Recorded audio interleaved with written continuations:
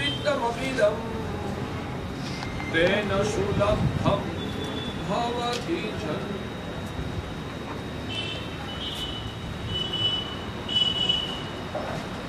आनंदकारी परम करुणे सागर तारक देवाधिदेव तीर्थंकर भगवंतों ने जगत के जीव मात्र के कल्याण के लिए धर्म शासन की स्थापना की है।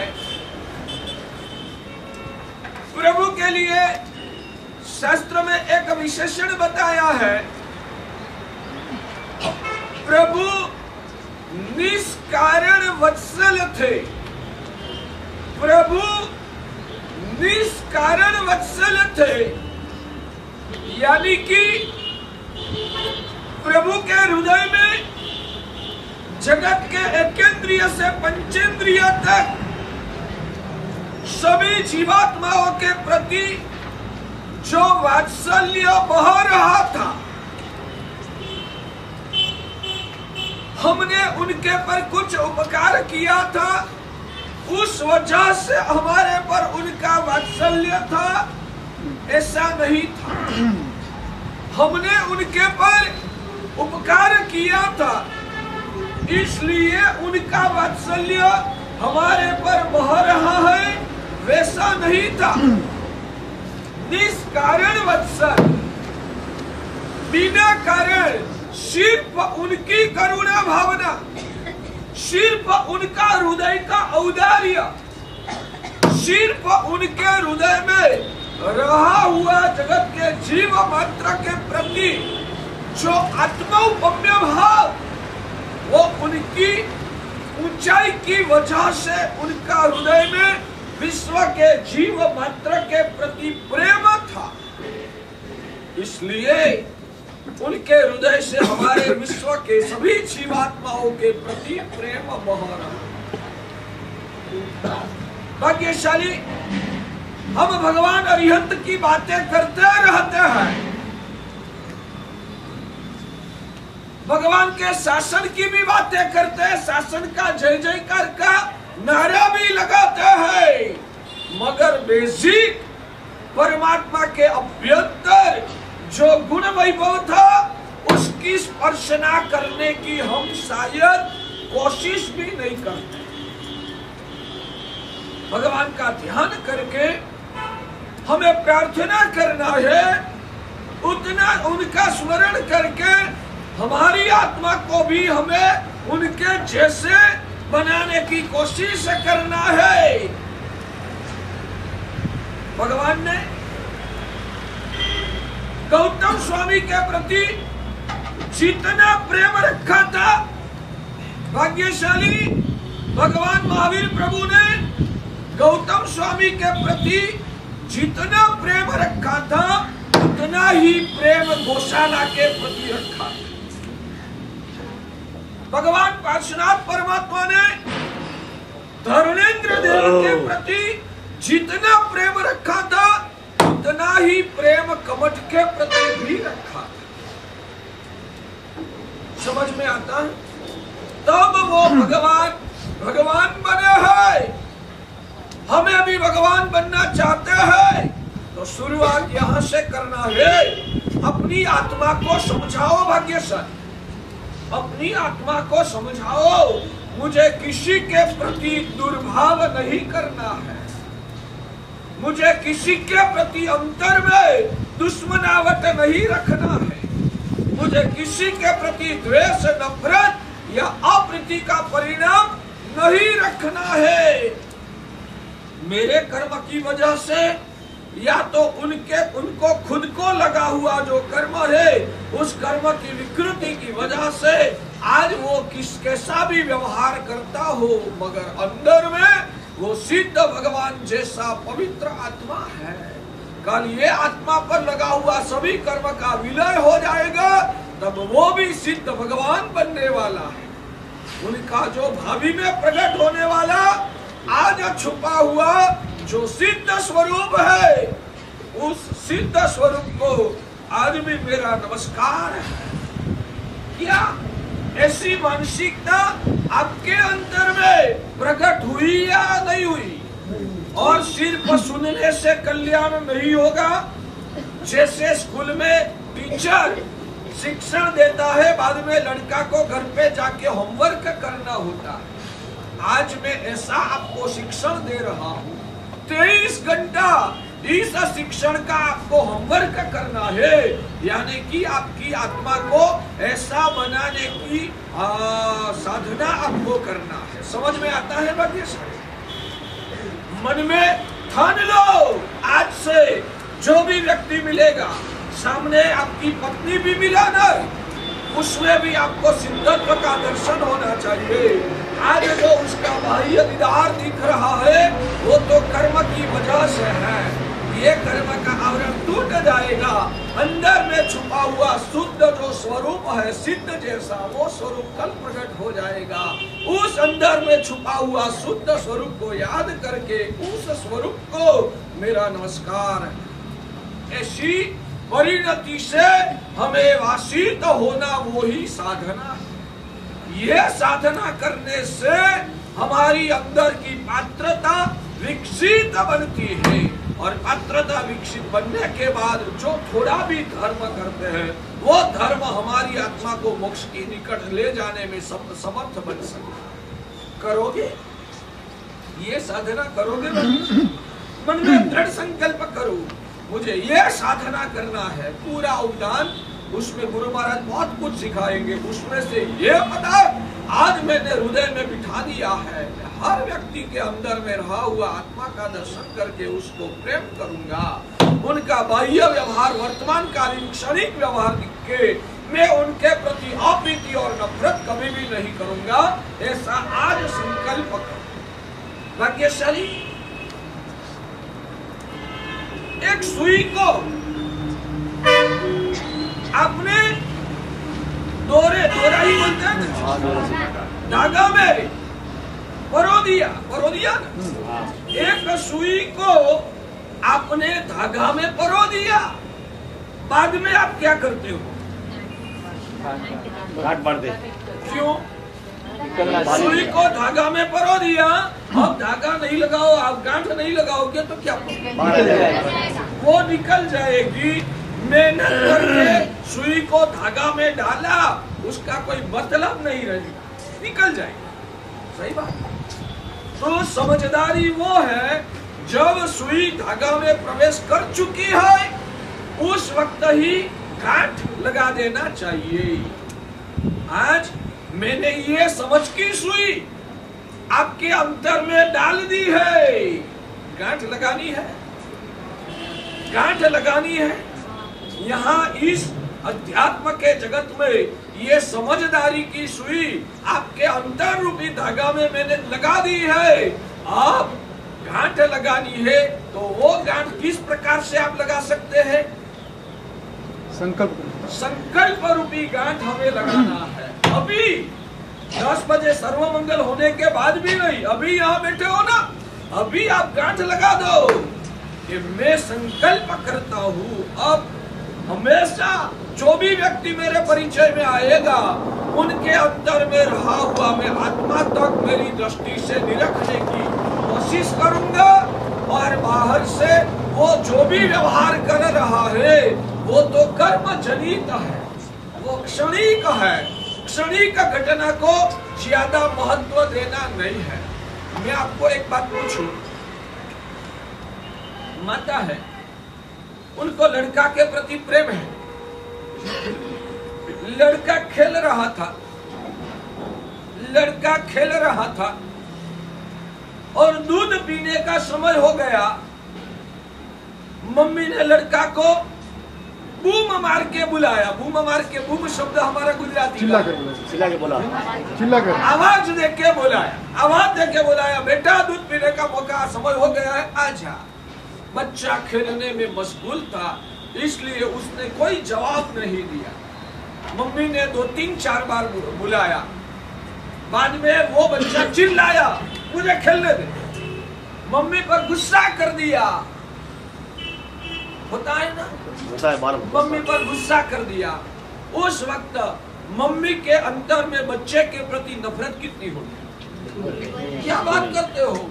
बच्चा चिल्लाता है मम्मी के पर, फिर भी वो गुस्सा क्यों नहीं करता है? ना समझे। माँ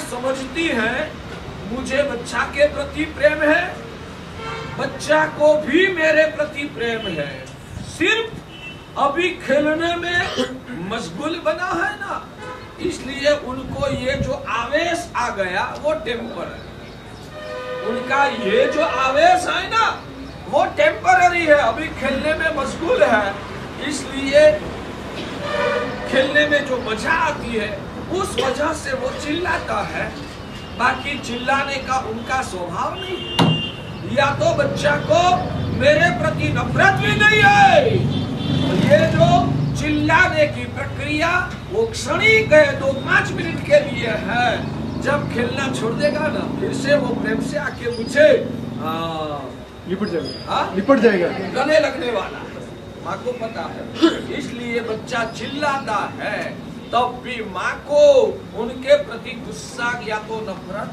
नहीं आता।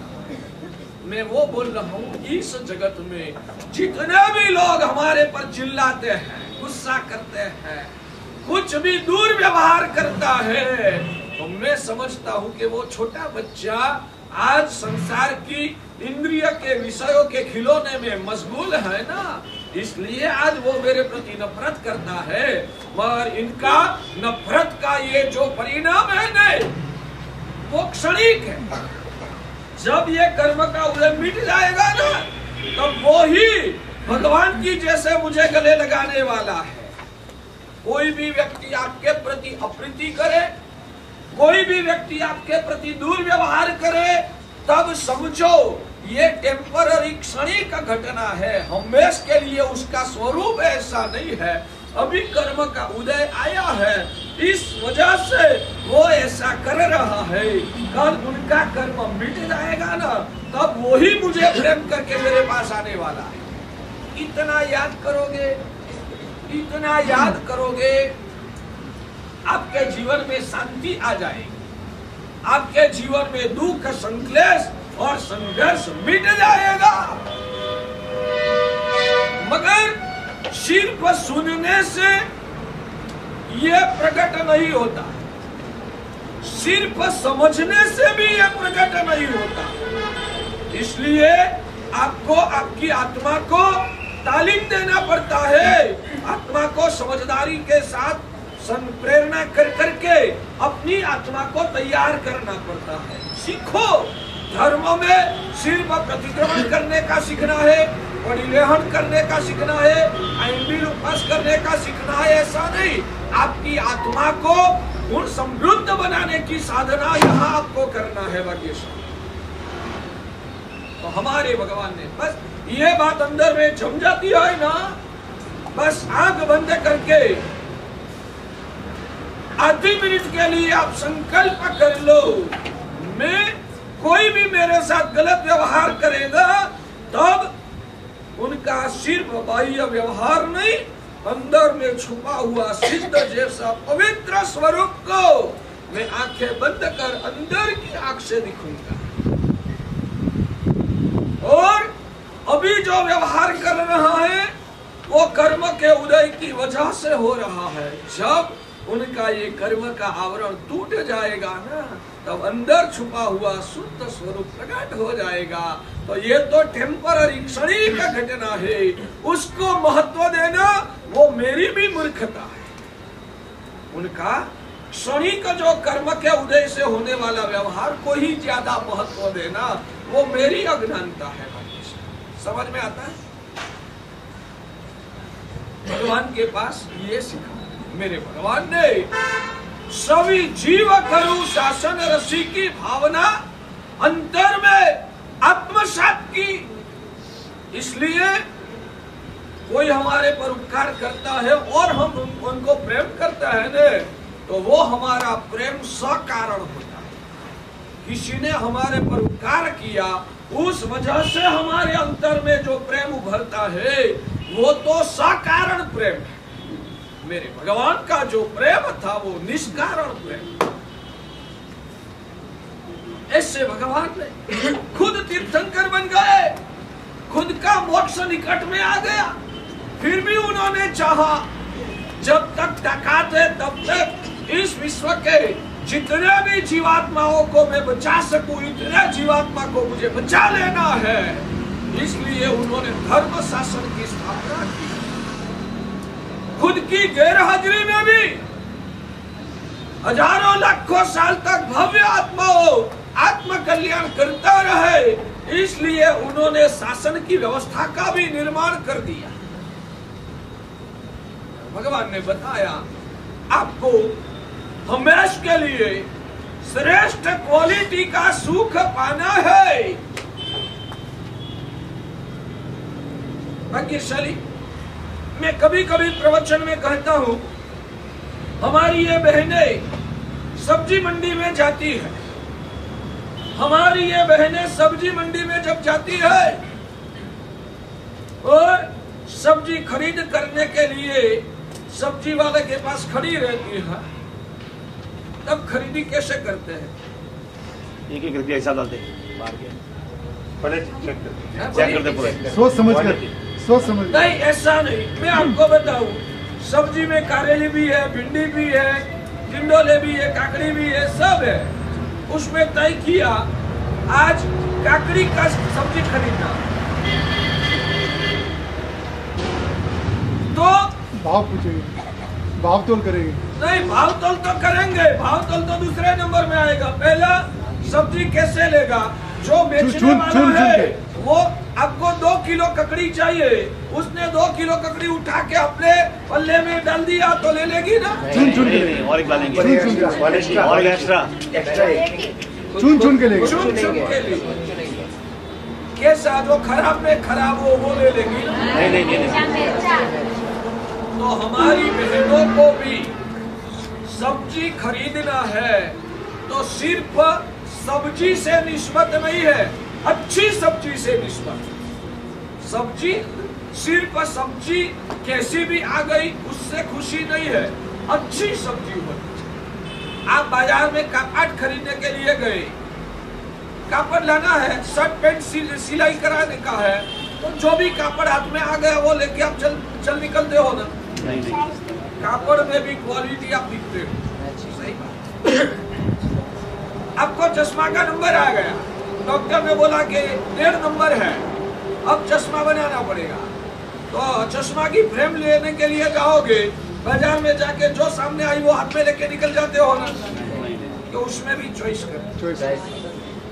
आपको अब सालों तक अंजकार गली में रहते थे, अब सोसाइटी एरिया में आपको जाना है, जहां भी जैसा भी फ्लैट बंगला मिल जाए वो स्वीकार लेंगे ना? क्या उसमें भी चॉइस करेंगे? हर जगह पर भाग्यशाली आप चॉइस करते हो।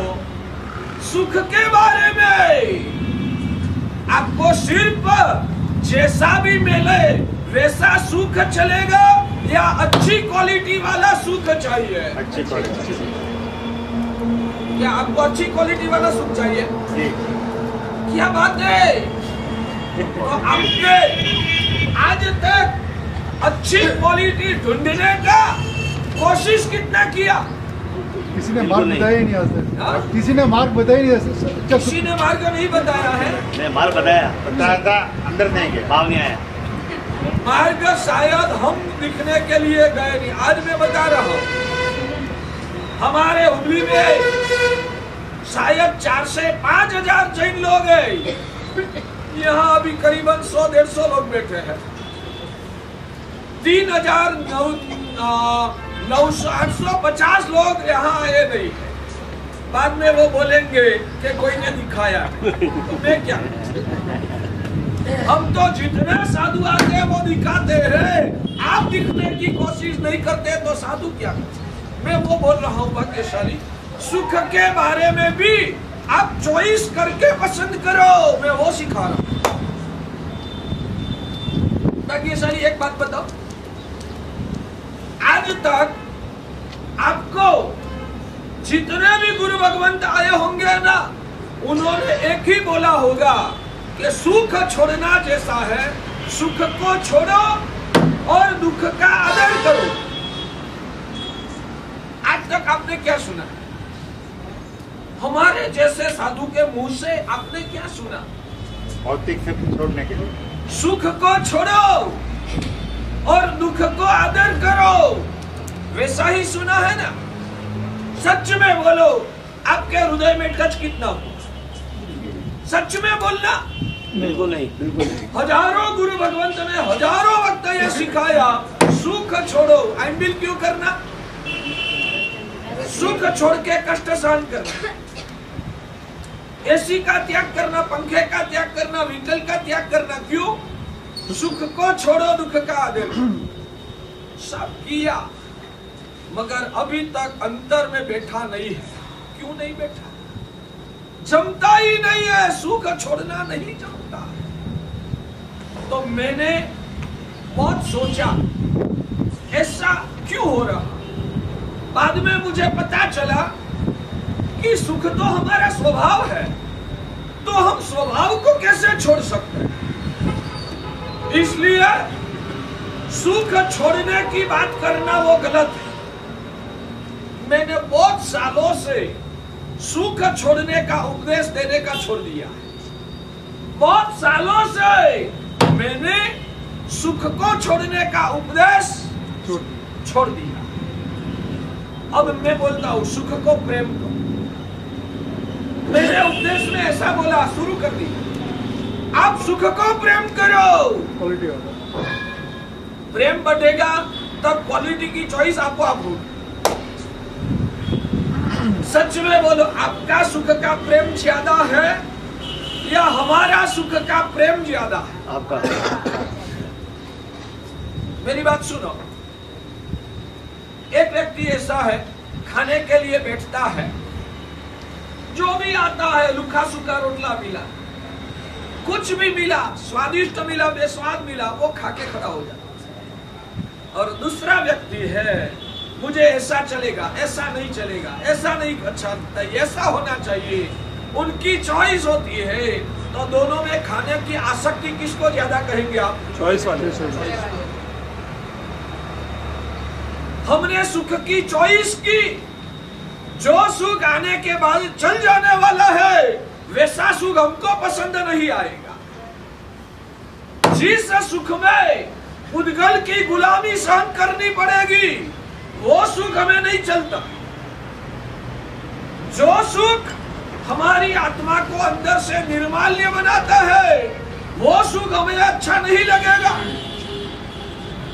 जो सुख आता है, जाने के बाद रुलाता है, वैसा सुख हमको पसंद नहीं आएगा। हमारी चॉइस है, हमको हमारी पसंद वाला सुख चाहिए, जो सुख आने के बाद कभी जाने वाला नहीं है। और कल से है ना व्याख्यान शुरू हो, उससे पहले ये पर्दा को बंद कर देना सब, थोड़ा आवाज कम हो। औषध वालों ध्यान में रखना, व्याख्यान में आने से पहले ये बंद कर देना, उससे इस सेट का खुला रखना। हमको चॉइस है, जो सुख आने के बाद कभी भी जाने वाला नहीं है। जिस सुख के पीछे कोई पुद्गल की गुलामी सहन नहीं करती, जिस सुख को भोगवने के बाद उसके परिणाम स्वरूप दुर्गति में दुख को सहन नहीं करना पड़ता, ऐसी क्वालिटी वाला सुख हमें पसंद है। तो भाग्यशाली सुख का राग हमको ज्यादा है या सुख का राग? आपको कोई चॉइस नहीं है, जो मिला वो चलेगा, जो मिला वो चलेगा। आपकी हालत ऐसी है, तो दोनों में से सुख का राग किसको ज्यादा, हमको या आपको? आपको। मैं आपको बोलता हूं, हमारी जैसे आप भी सुख के राग को बढ़ाओ, सुख की चॉइस करने का सीखो। मुझे कैसा सुख चाहिए, जो मिला वो चलेगा, वो तो मेरी नादानियत है। जो मिला वो नहीं चलता है, मुझे अच्छी क्वालिटी का सुख और अच्छी क्वालिटी का सुख पाने के लिए जो भी कष्ट करना पड़े, वो कष्ट सहन करने की हमारी तैयारी है। भाग्यशाली पैसा कमाने के लिए आपको धूप में घूमना पड़े तो मजा आएगा या क्लेश होगा? मजा आएगा। क्या बात करते हो? पैसा कमाने के लिए धूप में घूमना पड़ेगा। अब तो एसी में रहने वाले हो, धूप में घूमना पड़ेगा, मगर आशा है, उम्मीद है, मैं इस धूप में 2 महीना काम कर लूंगा ना तो 5 लाख रुपया मिल जाएगा। ऐसी शक्यता आएगा, कोई खातरी नहीं है, फिर शक्यता है। घूमने में मजा आएगा या कष्ट लगेगा? मजा आएगा। क्या बात है। बस हमारी वही हालत है। हमारे वहां ज्ञान सार ग्रंथ में महोपाध्याय यशो विजय जी महाराजा ने लिखा है, धनार्थी नाम यथा नास्ति शीततापादि दोष। भाग्यशाली सुबह से खाया नहीं है, भूख ककड़ के लगती है, और सीजन होने की वजह से ग्राहकी बहुत है। ग्राहक लाइन में खड़े हैं। आपको 12 बजे झिमना था, 1 बज गया, 1:30 बज गया, 2 बज गया, 2:30 बज गया। घर से आपकी प्रिय पत्नी का फोन बार बार आ रहा है, 2:30 बज गए, जल्दी झिमने के लिए। 12:30 बजे फोन किया, 1 बजे फोन किया, 1:30 बजे फोन किया, 1:45 बजे फोन किया, 2 बजे फोन किया। आपकी प्रिय पत्नी और आपके प्रति उनको इतना प्रेम है, इसलिए अभी तो शायद 10 बजे टिफिन देके भेज देते हैं। इसलिए मैंने सिर्फ कल्पना के बारे में यह चर्चा कर रहा हूँ। समझ गए साहब जी। मुझे पता है कि आज का जमाना कितना स्वार्थ से भरा हुआ है ना। मैं तो बोलूं, आपका पारिवारिक संबंध को भी आप सही रूप से दिखो ना तो भी आपको वैराग्य हो। आपका पारिवारिक संबंध को भी आप ठीक रूप से जो दिखो ना तो आपको वैराग्य हो जाए। पत्नी को भी स्वार्थ से अलावा कुछ नहीं है। जब तक आप उनकी मनोकामना पूर्ण करो तब तक ही वो आपके प्रति प्रेम रखती है। सही बात। जिस दिन उनकी इच्छा को ठुकरा कर आपने आपकी इच्छा के अनुसार व्यवहार किया, उस दिन वो आपके प्रति नाराज होगी, गुस्सा करेगी, आपको बदनाम भी कर सकती है और आपको छोड़ के भी चले जा सकती है। क्यों मानते हो उनको मेरे प्रति प्रेम है, मुझे उनके प्रति प्रेम? ये सब गलत बातें हैं, ये सब गलत बातें हैं। आपकी दुनिया में वर्तमान के विषम काल में सिर्फ मोह का और स्वार्थ का ही मामला चलता है। कम से कम आप संसार को छोड़ न सको, बन सकता, मगर सत्य समझो, किसी को किसी के प्रति प्रेम नहीं है। मुझे भी उनके प्रति ठीक है, मेरा व्यवहार निष्ठा से निभाऊंगा, मेरी जिम्मेदारी है, मेरा व्यवहार में निष्ठा से निभाऊंगा, मगर राग करने की कोई जरूरत नहीं है, कोई मेरा नहीं है। इस दुनिया में निष्कारण वत्सल तो सिर्फ देव और गुरु, देव और गुरु जो आपका कल्याण चाहते हैं, आपको बचाना चाहते हैं, आपको ऊंचे उठाना चाहते हैं। आप उसका अपमान भी करोगे ना, साफ आप उनके दिल को ठेस पहुंचाओगे, आपके स्वार्थ, आपके ईगो की वजह से उनके दिल को आप ठेस पहुंचाओगे। तो अभी भगवान का जो साथ होता है, अंदर से आपका कल्याण ही चाहेंगे। भगवान उनको भी सद्बुद्धि, वो अभी पाप कर्म का बंद करके, वो नादान बच्चा जैसा, उसको आत्मज्ञान नहीं है, वो अभी उनके खुद के ईगो की वजह से, खुद के स्वार्थ मोह की वजह से सदगुरु का अपमान करके उनके दिल को ठेस पहुंचा है। फिर भी सदगुरु खिन्न शायद होगा, मगर उनके अंदर में से करुणा ही बहेगी। भगवान उनको भी सद्बुद्धि दे। जो उनको सद्बुद्धि नहीं मिलेगी ना तो उनका बेचारे की दुर्गति हो जाएगी, वो संसार में भटक जाएगा। प्रभु बचा ले, उनके पर करुणा। आप मोह की वजह से गुरु का अंतर को पहचानने की क्षमता नहीं रखते। समझ में आता है? गुरु भगवान का अंश है। उनके प्रति भी बाह्य रूप से वो भी छद्मस्त है तो कभी संकलेश हो जाए, अंदर से तो वो ही चाहता है उनका भी कल्याण। मेरी बात वो है, संसार में आप जिसको अपना मानते हो वो आपका नहीं। हाँ, ये आज समझने के बाद उनके प्रति नफरत नहीं करना है। मुझे आज तक पता नहीं था, आज पता चला तुझे भी मेरे प्रति सच्चा प्रेम नहीं है, तो उनके प्रति नफरत करना नहीं है, वैराग्य भाव को बढ़ाना। मेरा कोई नहीं है, मेरा इस जगत में मेरे भगवान, मेरा इस जगत में मेरे गुरु, वो ही मेरा सच्चा कल्याण करने वाला। तो उनको भी प्रेम नहीं है। अभी आपका जो संबंध घर में टिका है ना, वो स्वार्थ की आधारशिला पर टिके हुए हैं। जिस दिन स्वार्थ को ठोकर लगी उस दिन आपके संबंध में बिगाड़ आएगा ही आएगा। फिर भी हमें संसार को निभाना है।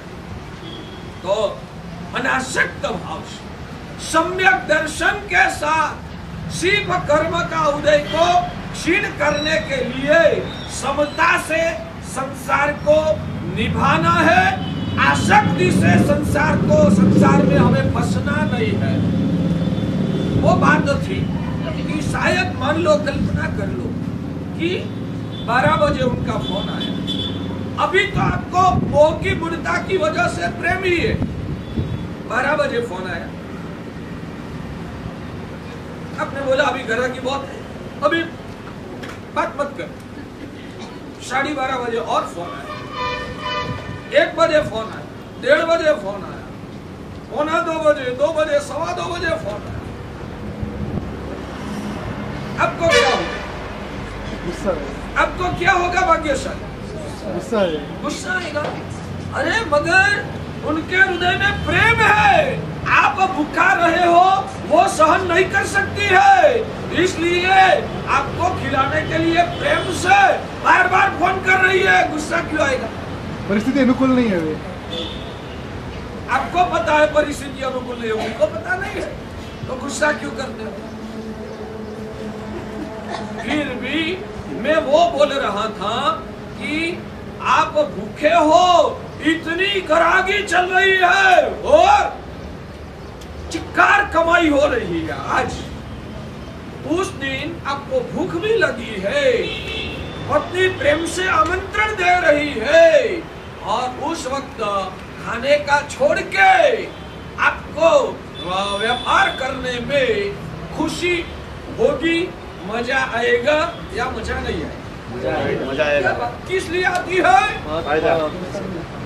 जिसको व्यापार में फायदा दिखता है उसको व्यापार के लिए भूखा रहने में भी मजा आता है। भाग्यशाली अब एकाग्र चित्त से सुनिए।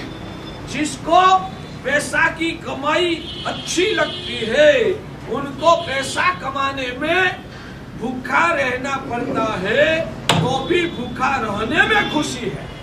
सही बात? सही बात। बिल्कुल बिल्कुल। आप लोगों को लगता होगा महाराज साहब पूरी जिंदगी ऐसा कष्ट आप कैसे सहन कर सकते हैं? हम बोलते हैं हमें आत्म गुणों की कमाई दिखती है, हमें हमारा मोक्ष पद निकट आना दिख रहे हैं। हम लगता है कि यह साधना से दुकान भाव में मेरा मोक्ष हो जाएगा, ऐसी उम्मीद। वो फायदा इतना बड़ा दिखता है, ये फायदा पाने के लिए इस शरीर का जो भी कष्ट करना पड़े ने वो हमें कम लगता है, वो हमें कम लगता है। हाँ, भाग्यशाली जो भी चारित्र लेना चाहते हैं मगर उनको डर लगता है ये कष्ट मेरे से कैसे सहन हो पाए, ये मेरे स्वजन परिवार का वियोग में कैसे सहन कर पाऊंगा। इस ऐसा डर जिसको लगता है उनको मैं बोलता हूँ कि आपकी नजर सिर्फ यहाँ तक ही चिपकी हुई है कि चारित्र में कष्ट करना पड़ता है, मगर उस कष्ट के बदले में जो फायदा मिलने वाला है वो फायदा शायद आपकी नजर में आ जाएगा ना, तो ये कष्ट भी आपको आसान लगेगी। इसलिए यहाँ बैठे हुए जो भी भव्य आत्मा है उनको मैं प्रेरणा करता हूँ, सिर्फ हमारे कष्ट को ही दिख के अटक मत जाओ, सिर्फ हमारे कष्ट को ही दिख के अटक मत जाओ। इस कष्ट के बदले में हमें जो फायदा मिलने वाला है वो आपकी नजर में आएगा ना, तो आप भी तैयार हो जाओगे कि मुझे भी ये करना है।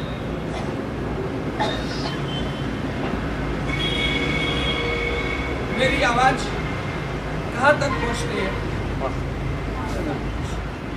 यहां तक पहुंचती है, यहां तक पहुंचती है या यहां तक पहुंचती है? आप लोगों को पूछो कहां तक पहुंचती है?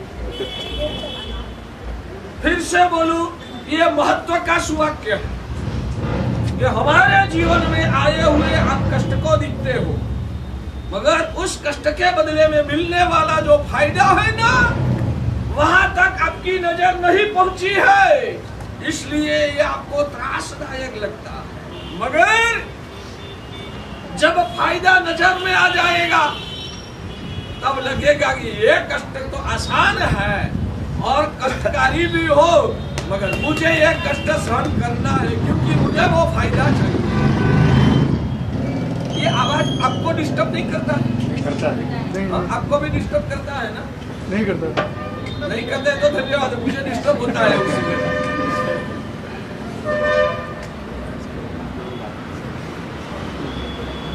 तो भाग्यशाली हमने हमारा दिमाग को खोल दिया। आपको शायद ये गालियां लगेगी, आपको शायद ये गालियां लगेगी, मगर मेरी अंतर सोच से मुझे लगता है कि आप सब लोग आपके दिमाग को बंद करके बैठो, सोचते ही नहीं हो आगे आगे क्या होने वाला है। सिर्फ इंद्रिय नजर जहां तक दिखती है वहां तक ही आप दिखते हो, आगे का आप नहीं दिखते हो, आपका दिमाग बंद हो गया। दिमाग खोल के सोचो, यहाँ से मर के कहाँ जाना है, जहां जाना है वहां क्या पाना है, और वो पाना है तो अभी मुझे क्या तैयारी करनी पड़ेगी, कुछ तो सोचो भाग्यशाली।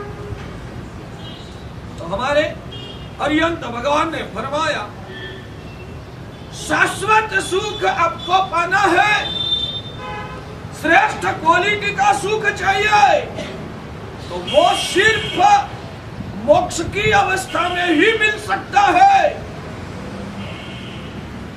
संसार में ये सुख मिलने का संभव भी नहीं है। भाग्यशाली, मैं जब छोटा था ना, हाँ मेरी दीक्षा हो गई थी, मैं 15-18 साल का था। उस वक्त एक भाग्यशाली मुझे मिले, उन्होंने मुझे बात बात में एक वाक्य सुनाया, वो वाक्य मेरे दिमाग में अच्छी तरह से बैठ गया।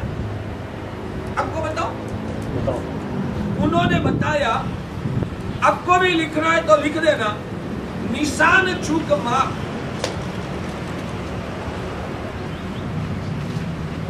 निशान चूक माफ, नहीं माफ नीचू निशान। विनय भाई, निशान चूक माफ, नहीं माफ नीचू निशान, यानी कि उसका अर्थ मैं आपको समझाता हूं। हाँ, ख्वाहिश ऊंची रखने का।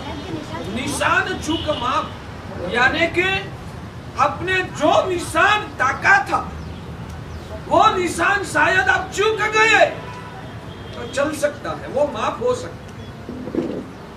आपने जो निशान तय किया उस निशान को शायद आप नहीं साध पाया तो चल सकता। निशान चूक माफ, उसको माफ कर सकते हैं। नहीं माफ नीचू निशान, मगर पहले से आप निशान ही नीचा रखो, वो नहीं चलता। हाँ, जैसे हमारे विनोद भाई ने अच्छा याद करा दिया। आप अपने निशान ताका, मुझे उपदान तक की माला पहनना है, बाद में कोई प्रॉब्लम आ गया, शरीर का साथ नहीं मिला, शायद आपको एक गठारिया करके घर पे जाना भी पड़े, तो आपने निशान क्या रखा था? माला का। मगर वो निशान को आप नहीं साध पाया, आप आपका निशान को चूक गए, वो माफ हो सकता। निशान चूक माफ नहीं, माफ नीचो निशान। कितने लोग हैं निशान ही नीचा रख के आया है, आप अपन को तो अटारिया करके जाना, ऐसे भी है, तो उसका निशान ही छोटा है। तो भगवान बोलते हैं कि आपने जो निशान साधा, लक्ष्य बनाया, शायद वो आप नहीं भी कर पाओ तो वो माफ हो सकता है, मगर पहले से ही आप नीचा निशान रखोगे वो माफ नहीं हो सकता। आप लोगों का निशान क्या है? हीरा भाई, आपका निशान क्या? माला पहनना। सोहन जी, माला पहनना। विवेक, माला पहनना। ऋषि, माला पहनना। गदग वाले, हाँ माला पहनना। बोलो, हिम्मत से बोलो। अरियन भाई, पहनना है। निशान मजबूत बनाओ, ये देवगुरु की कृपा है, मौका मिला। और मैं एक बात बताऊं भाग्यशाली, हम यहाँ खड़े हैं, ऊपर वाला निशान साधना हमने खुद का लगाया नहीं। मान लो कि हमें सीढ़ी चढ़ना था, यहाँ दूसरे मंजिल पे आना था।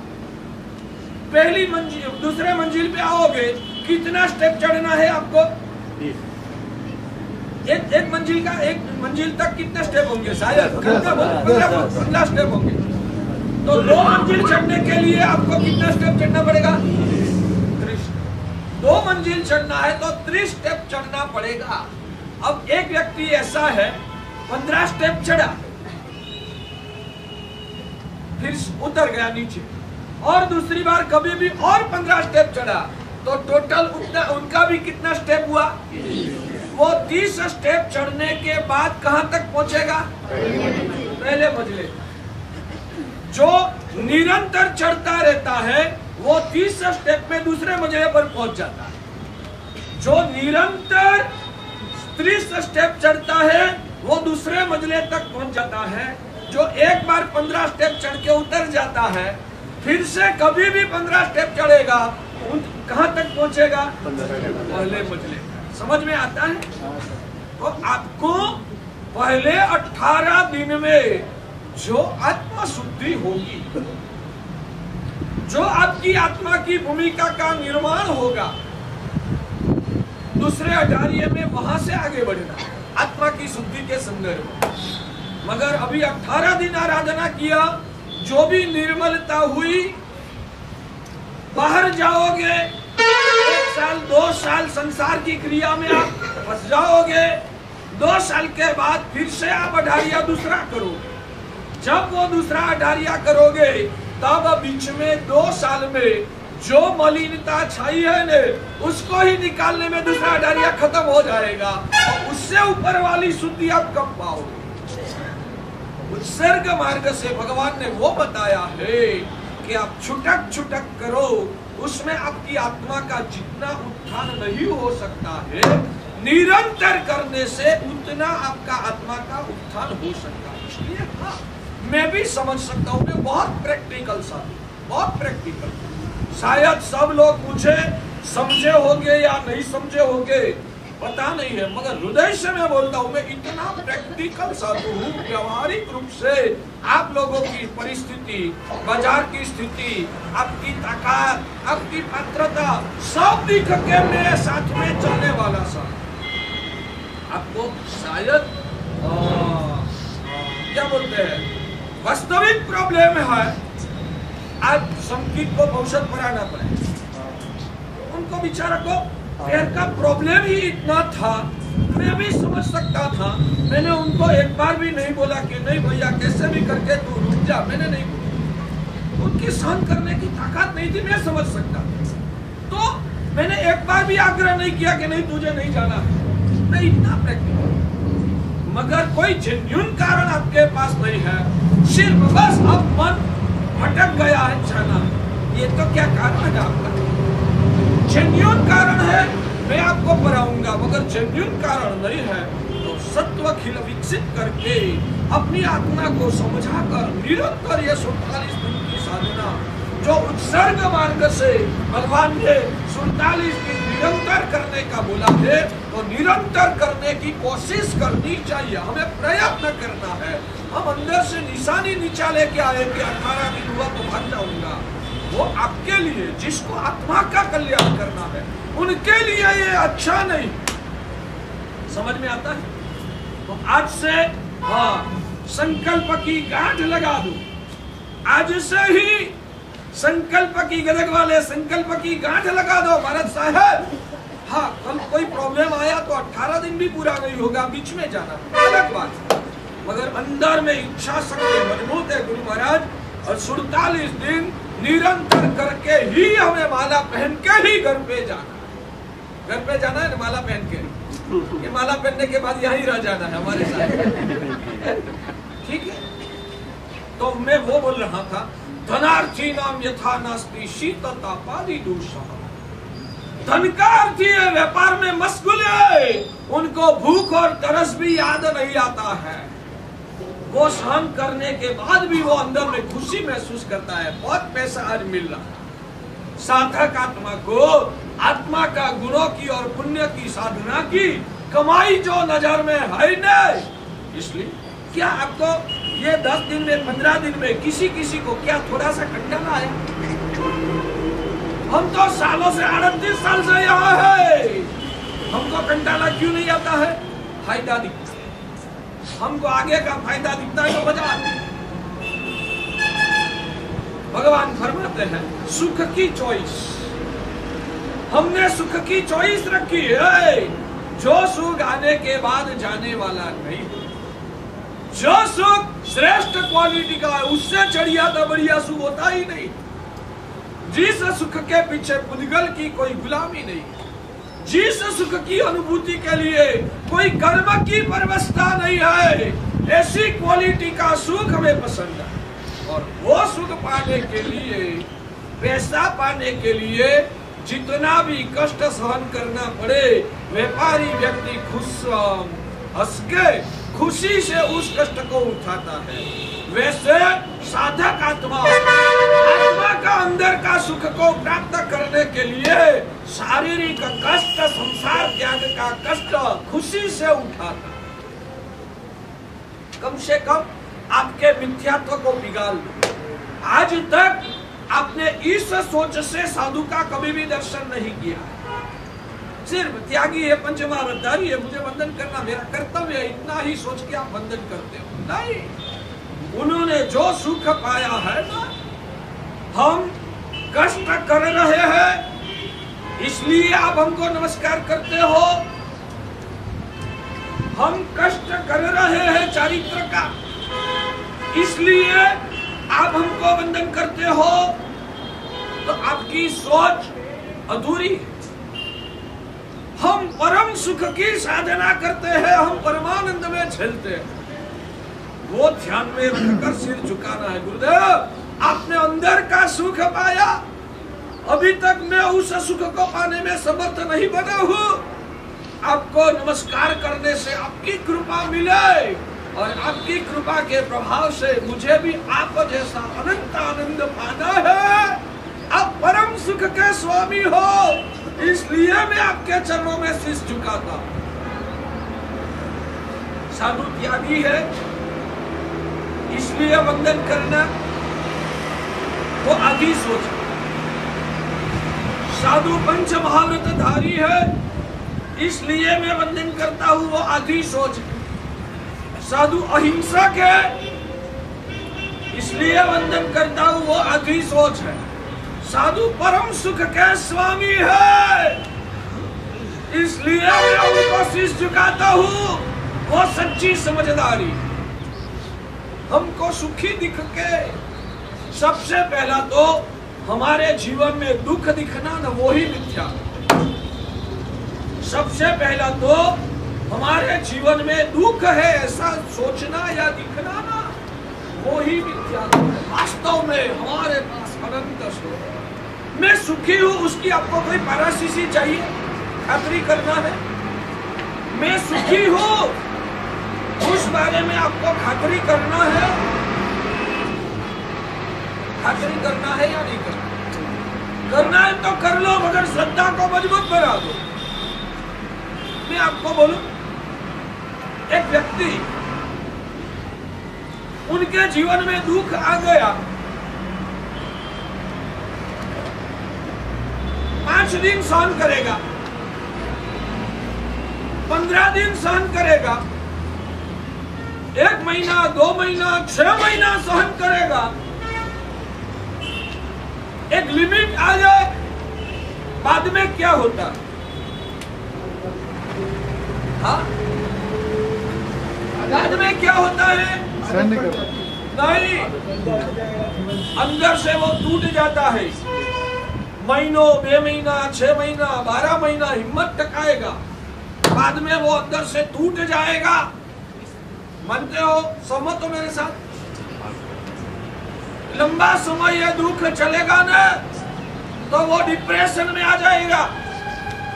अंगुली ऊंची करो, मेरी बात साथ सहमत हो या नहीं पता चले? सहमत हो ना? पहला टूट जाएगा, फिर भी वो दुख लंबा चला तो वो डिप्रेशन में आ जाएगा, और भी उनका दुख ज्यादा आगे चलता रहा तो पागल हो जाएगा, पागल हो जाएगा, या तो आत्महत्या करने का सोचेगा। सही बात ना? सही बात। दुख जब लंबे समय तक तीव्र चलता है तो उनकी ये हालत होती है, हाँ या ना? अच्छा, मैं सुखी हूँ, उसकी पैरासिस, मैं पागल तो नहीं हूँ ना? 38 साल से इसको गुजार रहा हूँ, 38 साल से इसमें गुजर रहा हूँ।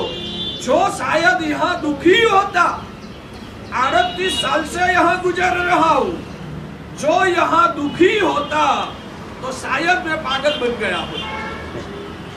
शायद पागल नहीं बना होता तो कम से कम डिप्रेशन में तो आया ही होता, और डिप्रेशन में भी नहीं आया होता तो कम से कम अंदर से टूट तो गया होता ना। मैं टूट गया ऐसा लगता है, मैं डिप्रेशन में आया ऐसा लगता है, मैं पागल हूं ऐसा लगता है। ये परीक्षा करके आपको लगता है ना कि जो वास्तव में यहाँ दुख होता तो इस आदमी की हालत ये होती, मगर इस आदमी की हालत ऐसी नहीं हुई है। वही पुरावा है कि यहाँ सिर्फ दुख नहीं है, और भी कुछ अच्छी चीज है, जिस वजह से महाराज इतनी ताकत से खुमारी से बोल रहे हैं। मेरी ये खुमारी, मेरे मुंह पे की ताजगी दिख के आपको नहीं लगता है कि यहाँ भी कुछ ऐसी चीज है जो हमें खुशी महसूस कराती है? वैसा आपको कुछ लगता नहीं है? लगता है। तो आज से कम मन में तय करो कि सच्चा सुख, जो सुख हमारे चमड़े की आंखों से हम नहीं दिख सकते हैं, मगर ऐसा अंदर का उच्च क्वालिटी का सुख साधना जीवन में साधु पुरुष अनुभवते हैं। उस सुख का आपको आकर्षण होना चाहिए, उस सुख का आपको आकर्षण होना चाहिए। भाग्यशाली ये उपदान का फल क्या? बस 47 दिन खमासन दिया, कायोत्सर्ग किया, परिजान किया, देववंदन किया, हमारी मुदत पूरी हुई, घर पे वापिस चलेंगे। क्या 47 दिन ऐसी क्रिया करने के लिए आप आए थे, या आपकी अंदर की सोच को बदलने के लिए आप आए हैं? बदलना है। शायद घर पे जाना भी पड़े, मगर अंदर में एक श्रद्धा मजबूत हो जाए, सच्चा सुख तो यहाँ ही मिलता है। और ऐसे सुख को मुझे भी पाना है आपके अंदर में। शायद आप सफल न भी बन सको, मगर अंदर से आवाज आनी चाहिए, मुझे यह सुख पाना। लगता है ये सुख पाना है। मन को मजबूत बनाओ, समझदारी से आत्मा को भावित बनाओ, और एक बात कह दे, ये अंदर का सुख पाना है तो क्या करना पड़ेगा? क्या करना पड़ेगा? अंदर में जो कचरा भरा है, उस कचरा को बाहर निकाल दोगे, अंदर में जगह खाली पड़ेगी, तो अंदर में आत्मा का सुख भरेगा। अंदर का कचरा खाली करना ही नहीं है। अंदर का कचरा क्या है आपका? संसार की ग्रंथियां, खाने में सुख, पैसे में सुख, 5 इंद्रिय के विषयों में सुख, पदार्थों में सुख है, घर गाड़ी बंगला पुत्र परिवार में सुख है। ऐसी गलत सोच का कचरा, रमेश भाई, ऐसी गलत सोच का कचरा अंदर में भरा हुआ है। उस कचरा को जब निकालोगे ना, बाद में ये अंदर का सत्य प्रकट होगा। जब तक ये कचरा को निकाला नहीं, तक अंदर में आत्मा का सुख संसार में रहकर प्रकट नहीं हो सकता। हिम्मत करनी पड़ेगी। भाग्यशाली, आप बाजार में कुछ खरीद करने के लिए जाते हो। अभी बहनों की सब्जी की बात मैंने की ना,